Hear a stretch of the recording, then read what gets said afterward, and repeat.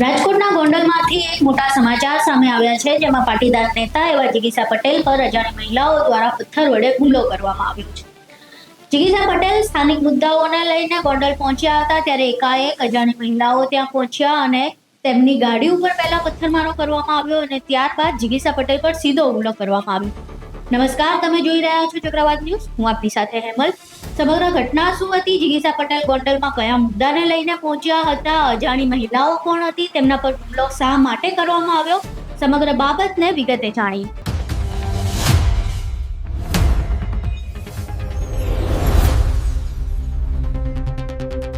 જિગીસા પટેલ રાજકોટના ગોંડલમાં ગટર અને પાણીની સમસ્યાને લઈને પહોંચ્યા હતા.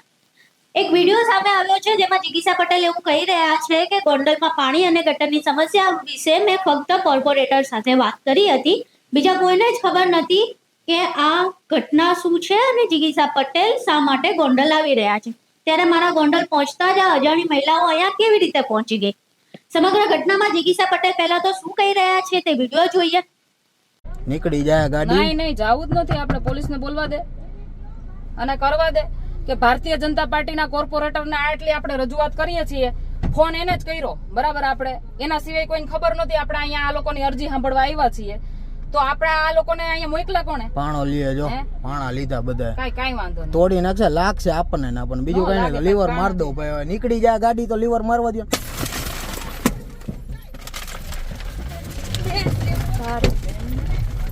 બહુ કે પાછળ માણા અહીંથી નીકળી જાય ગાડી. હા, જવા દે.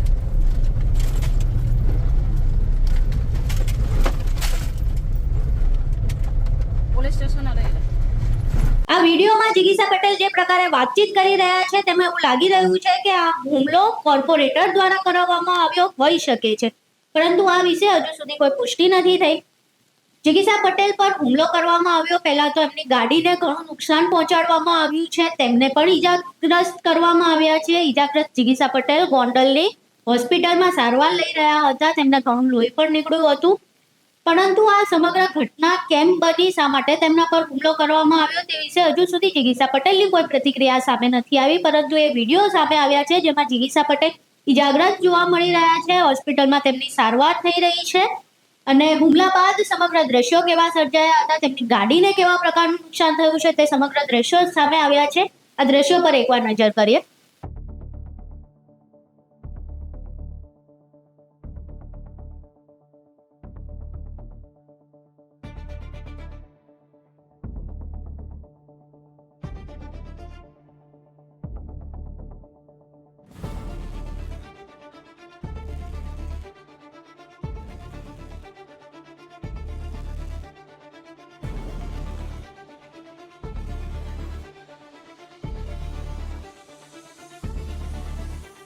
જિગીસાબેનને 2 દિવસથી ફોન આવ્યો હતો કે બેન તમે અહીંયા આવો, રોડ રસ્તા અને કચરા માટેનો રજૂઆત હતી. હું સાથે હતો, જિગીસાબેન સાથે 3 જણા અમે હતા અને અમે ત્યાં ગયા. સંગમ સોસાયટી, ઘોઘાવદર રોડ, ત્યાંની મહિલાઓએ ખૂબ સારી રજૂઆત કરી.